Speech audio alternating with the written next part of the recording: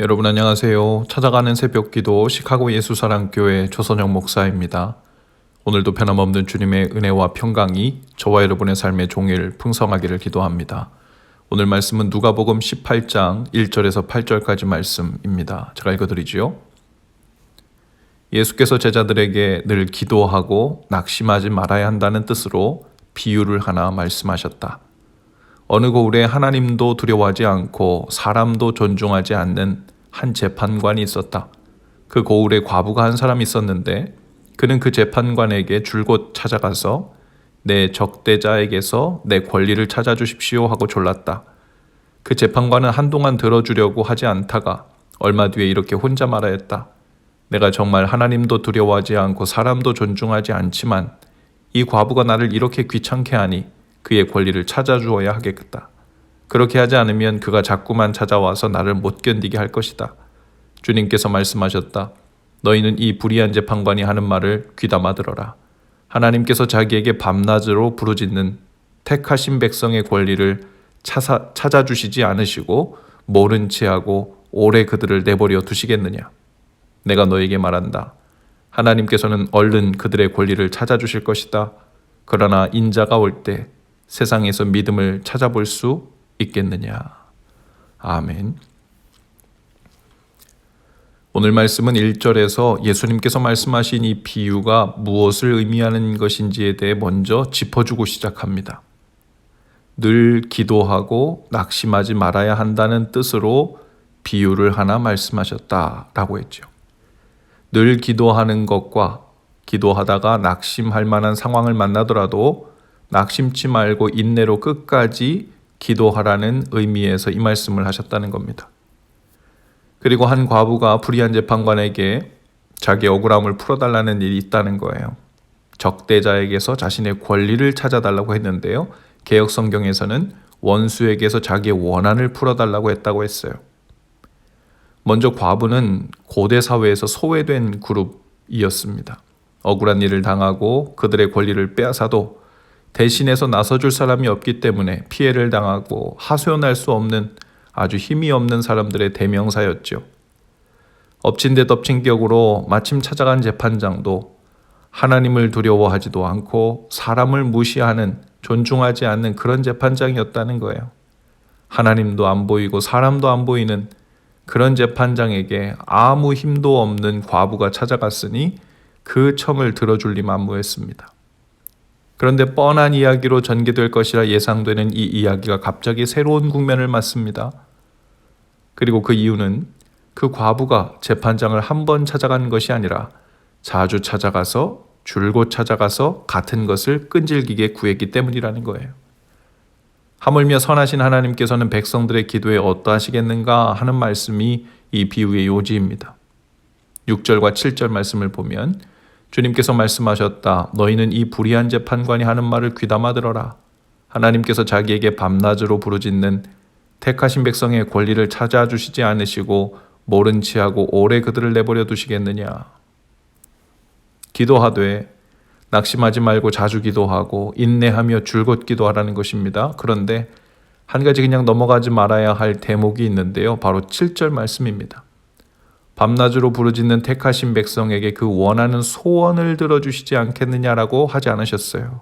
소원이 아니라 택하신 백성의 권리를 찾아주시지 않겠느냐라고 했습니다. 개역 성경을 보면 더 분명한데요. 밤낮 부르짖는 택하신 자들의 원한을 풀어주지 않으시겠느냐라고 했습니다. 그러니까 하나님께서는 단순히 우리가 원하는 소원을 가지고 줄곧 밤낮으로 낙심치 않고 기도하면 어떤 소원이든 결국 반드시 들어주신다. 그러니 열심히 쉬지 말고 기도해라. 이런 말씀을 요지로 말씀하시고 계신 것이 아니라는 겁니다. 또 그런 의미라면 예수님께서 하신 다른 본문에서의 기도의 말씀들과 상충이 됩니다. 예를 들어 요한복음 15장의 말씀처럼 너희가 내 안에 거하고 내 말이 너희 안에 거하면 무엇이든지 원하는 대로 구하라. 그리하면 이루리라. 이렇게 하나님의 뜻에 맞는 기도라는 전제가 항상 있습니다. 그리고 또 적어도 나의 욕심과 정욕을 위하여 쓰려고 잘못 구하면 응답되지 않는다는 말씀과도 맞지 않죠. 그래서 주님은 기도에 관한 이야기를 마무리하시면서 택하신 자들의 원한을 갚아주신다고 말씀하십니다. 과부처럼 힘없이 고난받는 백성들을 위한 하나님의 정의 문제로 이야기를 전환시키고 계신 겁니다. 이는 마치 11장에 나왔던 다른 기도에 대한 본문의 비유처럼, 즉 한밤중에 친구를 찾아가 떡 3덩이를 빌려고 간청했던 그 친구의 비유에 대해 말씀하시면서 그 결론에도 비슷한 결론을 맺게 되시는데요. 너희도 떡을 구해라 이렇게 말씀하지 않으시고, 하물며 악한 자라도 자식에게 좋은 것으로 줄 알거든 하늘아버지께서 구하는 자에게 성령을 주시지 않겠느냐 하고, 이 비유를 듣고 해석하는 자들이 마음대로 오해하여 해석할 여지를 닫아주시고 계신 것이죠. 오늘 우리의 상황이 마치 힘없고 소외당한 과부처럼 우리 힘으로는 어쩔 수 없는 일, 마땅히 풀어져야 할 고통의 일, 억울한 일, 또 정의가 실현되어야 할 일, 나의 한숨과 눈물이 해소되어야 할 일이 있다면 주님께 구하고 낙심치 말고 줄곧 밤낮으로 기도하실 수 있기를 바랍니다. 마땅히 하나님께서 이루실 일임에도 불구하고 당장 문제가 해결되지 않는다고 하여 기도를 멈추지 말라는 것입니다. 기도는 구하고 인내하여 낙심치 말고 기도해야 한다는 것이죠. 때로는 낙심이 될 만큼 억울한 일이 속히 풀리지 않을 수도 있고 답답한 상황이 오랫동안 지속될 수도 있습니다. 하지만 인내로 기도하라고 미리 말씀해 주시는 거죠. 마지막 8절에서 주님은 이렇게 말씀하십니다. 그러나 인자가 올 때 세상에서 믿음을 찾아볼 수 있겠느냐? 우리가 인내 기도로 그 믿음을 끝까지 지키는 자들이 됩시다. 이 세상에 불의가 판을 치고 원수 마귀가 다 이긴 것 같아 보이고 승승장구하는 것 같아 보여도 낙심치 말고 하나님 나라의 정의와 공의가 실현될 것이고, 하나님께서 모든 뒤틀어진 것들을 바로잡으실 것이고, 하나님 나라를 온전히 세우실 것을 믿음으로 인내하며 낙심치 않고 끝까지 구하는 일, 즉 아버지의 나라가 오게 하시고 아버지의 뜻이 하늘에서와 같이 이 땅에서 이루어지게 하소서. 이 기도가 오늘 저와 여러분을 통해 멈추지 않고 인내와 소망 가운데 이어지는 날 되실 수 있기를 주님의 이름으로 축복합니다. 기도합시다. 주님, 저희는 힘이 없는 과부의 처지와 같습니다.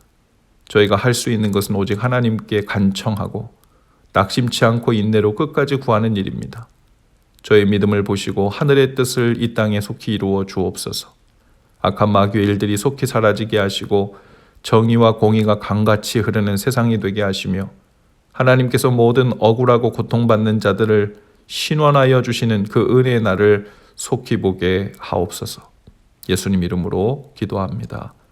아멘. 여러분, 오늘도 예수 사랑으로 화이팅입니다. 내일 아침에 다시 찾아뵙지요.